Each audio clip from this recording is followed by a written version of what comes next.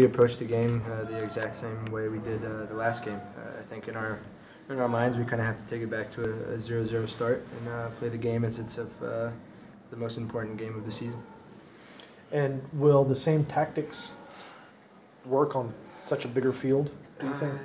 I think you can kind of try and take away the dimension part of it, of that field being so small and kind of playing like a small-sided game in different sections in that field. But I think as long as we can continue to try and find that attacking break that we have with getting guys forward and being lethal up top, and take from that game the defensive unit we had throughout that whole entire game. I think we can take those two things that we've done all season and just from in particular with that game and take them to the next game and hopefully come out on top.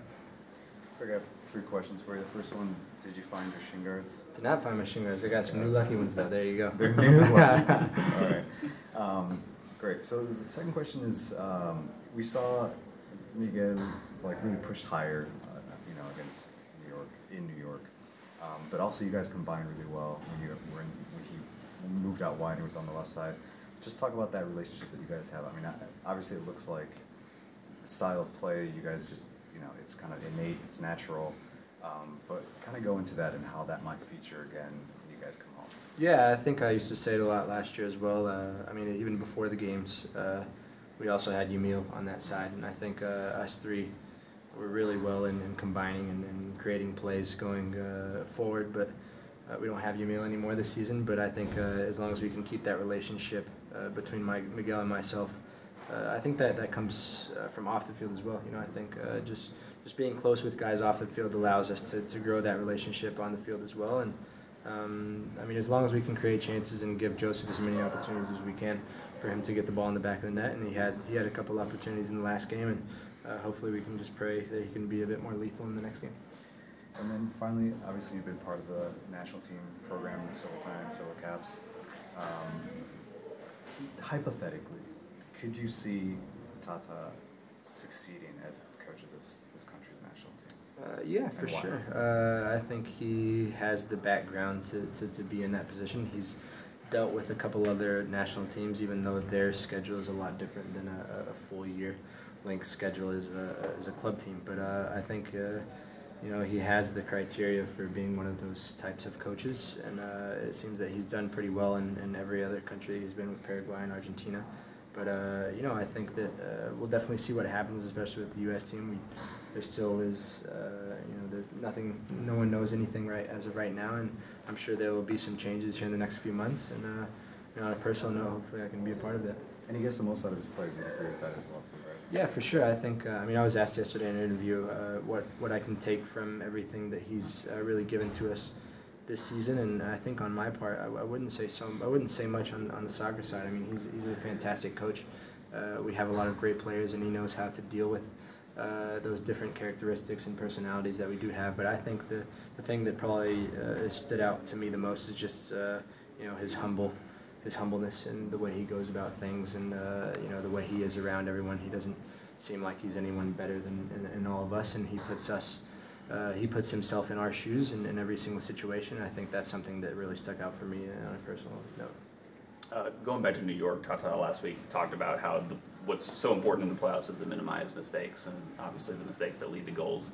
And then in the game, we saw a lot of defenders, putting the ball out of play instead of maybe trying to play out of trouble. Was that an intentional strategy? Was that part of the tactics to kind of play safer and stay organized? I'm talking about my play where I headed it really high and then just headed it right out for a throw-in.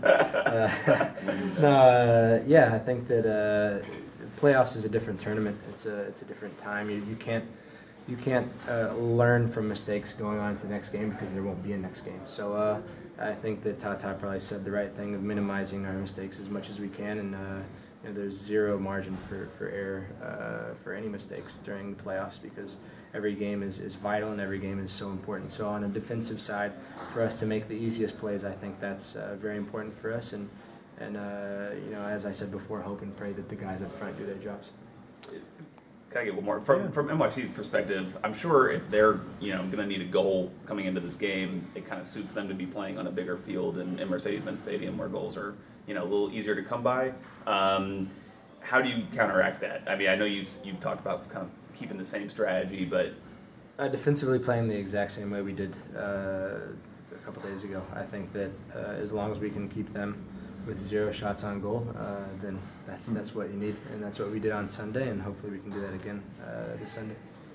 Y'all aren't probably known as well for your efficiency on set pieces, but y'all had a lot of chances to score on set pieces against New York, particularly in the first half. Was that surprising a little bit? Man, that's playoffs. That's playoffs. It's a different story. It's a different tournament, and those chances are created by studying teams and creating plays that can give you those opportunities. And I'm sure Tata has a couple more up his sleeve, and hopefully he can pull them out for these this next game, and then hopefully we can capitalize on them like we did Sunday. Did you watch a replay of the goal that was disallowed? Man, I watched a lot of replays of a lot of fouls that I thought should have different calls, but no, I did not see the replay on that. It was a bit difficult to realize what had really happened, but once the fourth official explained to myself and Leandro in probably a 30-second span, which probably felt about 10 minutes for us on the field, but once he was able to explain it to us, we realized that Miguel was offsides after he had laid it off by maybe a couple inches, but is what it is. Can't turn it around, and luckily we did we were able to keep our momentum and got a goal in the next 10 to 15 minutes, and hopefully we can do the same on Sunday. What were you thinking when your shot hit, when Sean got a hand to that shot at the end? It looked like it came off your foot just perfectly. Yeah, it was a good strike, but and kudos to Sean. He had an amazing save, and he's known for making big saves throughout his career, and hopefully next one will go in. Anything else?